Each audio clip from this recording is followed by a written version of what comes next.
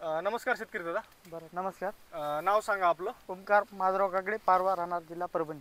बर बर बर. मोबाईल नंबर सांगा एकदा. 79 72 28 58 38. बर बर. ॲग्रोपिक इंडस्ट्रीजचं एक्स्ट्रीम आणि पीक शक्ती ड्रिचिंग आणि फवारणी करून किती दिवस झाले? हे 10 दिवस झाले. 10 दिवस ना. हा. कुठून घेतलं होतं औषध? हे तिरुमूर्ती तिरुमूर्ती केंद्र, कृषी सेवा केंद्र, नवा मोंढा, परभणी, परभणी. देशमुख नागापूरकर. हो. बरोबर आहे. बरं, आता 10 दिवस झाले.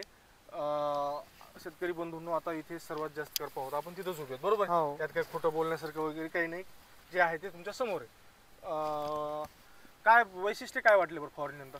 जुन्या करपा जे आहे ते चाल तसंच राहिला. हं? फक्त नवीन निघणाऱ्या पानावर नवीन करपा नाही, अजिबात. अजिबात नाही. हे थोडं हे बघा, नवीन निघणाऱ्या पानावर. आणि जुना जुना पान हे जसे आलं तसेच आहे, पूर्ण वाळले. पूर्ण वाळलं जसे नाही. इतकं खतरनाक करपा होता की पाहायचं काम नाही, बरोबर आहे. हे नवीन पान आहे निघालेली. हे करपा बघा जुना. आता हा जुना करपा बघा शेतकरी बंधूंनो. त्रिमूर्तीहून औषध आणली होती ना? हो बर बर बर. त्यानंतर प्लॉटमध्ये अतिवृष्टीमुळे पिवळेपणाही होता. हो. फवारणीनंतर काय फरक पडला? फवारणीमध्ये पिवळेपणा जे गेला, हिरवेपणा वाढला होता. हिरवीगार दिसली ना? हो. बरं, खरं सांगा, शेतकऱ्यांसाठी चांगलं आहे का औषध? चांगले, एक नंबर आहे ती. हा, एक नंबर. बिंदास फवारायला पाहिजे तुमच्या बिंदास फवारण पाहिजे, ड्रिचिंग करायला पाहिजे. ड्रिचिंगची काय म्हणजे ज्यांना खूप करपा आहे हा. त्यांना ड्रिचिंग केली तर चालेल. फवारणीतही कंट्रोल होऊन जातो, कारण ड्रिचिंग प्लस फवारणी खूप महागात जातं. मी बरोबर आहे. ड्रिचिंग आणि फवारणी बी दोन्ही बी केली. हा हा.